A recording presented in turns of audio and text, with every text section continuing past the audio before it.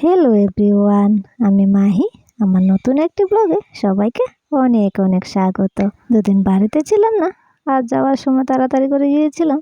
আর ঘরের অবস্থা দেখো, খুব বেহাল হয়ে আছে। আর ঘরে বাজারও ছিল না, তাই আসার সময় একবারে বাজার করে এনেছিল।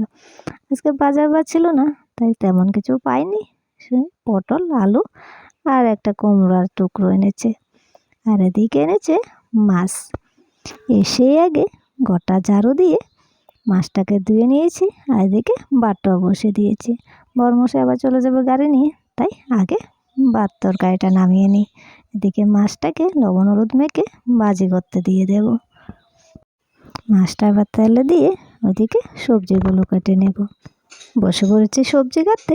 আজকে রান্না করব কুমড়ো দিয়ে আর মাছের মাথা, আর একটা মাছের ঝোল করে নেব। বা শর্টকাটে হয়ে যাবে। এদিকে আমার সবজি কাটা হয়ে গেছে, ওইদিকে মাছও ভাজি হয়ে গেছে। মাছটা ভাজি করে নামিয়ে নিয়েছি, ওইদিকে সবজিটাকে ধুয়ে নিয়েছি। চলো এবার সবজিটা বসিয়ে দিই। পাঁচফোড়ন সম্বাদ দিয়ে একবারেই বসিয়ে দেব। পাঁচফোড়নটা হয়ে গেছে, এবার কুমড়োগুলো দিয়ে দেব। এবার লবণ আর হলুদ দিয়ে ভালো করে আগে টেলে নেব। ব্যাস টালা হয়ে গেছে। এবার অন্য মশলাগুলো সবগুলো দিয়ে ভালো করে টেলে জল দিয়ে দিয়েছি, ফুটে গেছে। এবার মাছের মাথাগুলো দিয়ে দেব। একটু নরম হয়ে আসলে নামিয়ে নেব। আমার একটা তরকারি হয়ে গেছে, আর এদিকে পেঁয়াজ কষিয়ে নিয়েছি, মাছের ঝোল রান্না করব। ব্যাস আমার রান্না বান্না হয়ে গেছে। এবার বরকে খাইয়ে ও চলে গেছে। চলে এসেছি ঘরটা গোছানোর জন্য। এসে আগে বেডশিটটা পাল্টিয়ে নিই, কারণ দুদিন ছিলাম না, কি না কি বসেছে, তাই আগে বেডশিটটাকে পাল্টিয়ে নিই।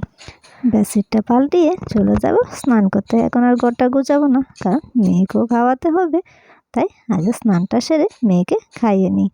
আমার ঘর গোছানো হয়ে গেছে, আর এদিকে মেয়েকে নিয়ে স্নানটাও সেরে নিয়েছি। এবার মেয়েকে খাইয়ে ঘুম পাড়িয়ে দিয়েছি। আর এদিকে দেখো ঘুম থেকেও উঠে গেছে। তারপর খেলনা দিয়ে বসিয়ে আমি থেকে আনা কতগুলো কাপড়কে ভাঁজ করবো, কারণ দুদিন ওর অনেকগুলো জামা পরেছে, সেগুলো ধুয়ে দিয়েছিলাম। আর এদিকে দেখো ও খেলছে, আর একটু পরে পরে আমাকে বলছে চা খাও, ভাত খাও। আর তাই ওর সাথে খেলতে খেলতে কাজগুলো সারছিলাম। আমার মোটামুটি কাপড় গোছানো হয়ে গেছে। চলো ওগুলোকে রেখে আসি। আর এসে দেখি যাওয়ার সময় কাপড় নিয়েছিলাম, আর ভিতরের অবস্থা অনেক খারাপ, তাই সবগুলোকে নামিয়ে ভাবলাম আবার ঠিক করে রেখে দিই। আমার ভাঁজ করা হয়ে গেছে, আর কাপড় চোপড়ও রেখে দিয়েছি। আর এদিকে দেখো মেয়ে বলছে আর খেলবে না, খেলনাগুলো সব এলোমেলো করে রেখে এখন বসেছে খাতা নিয়ে। কী আর করবো, এবার খেলনাগুলোকে আবার গুছিয়ে রাখবো। খেলনাগুলোকে গুছিয়ে মেয়েকে খাইয়ে ও চলে গেছে পাশের বাড়িতে একটু ঘুরতে। এ পাকে আমি ভাবলাম ঘরটা আগে একটু ক্লিন করে নিই। রাস্তার পাশের বাড়ি হলে এক ঝামেলা, মুছলে দুদিনও যায় না, আবার মুছতে হয়। তাই বসে পড়লাম মোছার জন্য, কারণ মেয়েও বাড়িতে নাই, তাই অনেকটা সময় পেয়েছে। তাই ভাবলাম পুরো ঘরটাকে একটু মুছে নিই। মেয়ে থাকলে তো আর আমাকে মুছতে হবে না, ও বসে পড়বে মোছার জন্য। তাই ও আসার আগে সব কাজ শেষ করে নিচ্ছি। আমার ঘর মোছাও কমপ্লিট, এদিকে সন্ধ্যা হয়ে এসেছে, আর মেয়েও চলে এসেছে। তা হাত পা ধুয়ে চলে এলাম সন্ধ্যা দেওয়ার জন্য। সন্ধ্যা দেওয়া কমপ্লিট, ঘরের পুজোটা সেরে চলে গেলাম টিফিন বানানোর জন্য। আজকাল তো ম্যাগির পকোড়া। এদিকে পেঁয়াজ আর মরিচ আগে কেটে নিয়েছি, এদিকে ম্যাগিটাকে সিদ্ধ করতে বসে দিয়েছি। বা সিদ্ধ হয়ে গেছে। এবার সব মশলা দিয়ে ভালো করে মেখে পকোড়াগুলোকে ভাজতে দিয়ে দিয়েছি।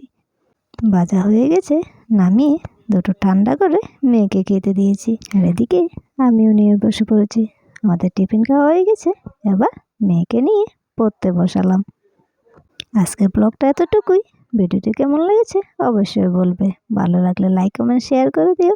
সবাই ভালো থেকো, সুস্থ থেকো। দেখা হবে নেক্সট ব্লগে। টাটা।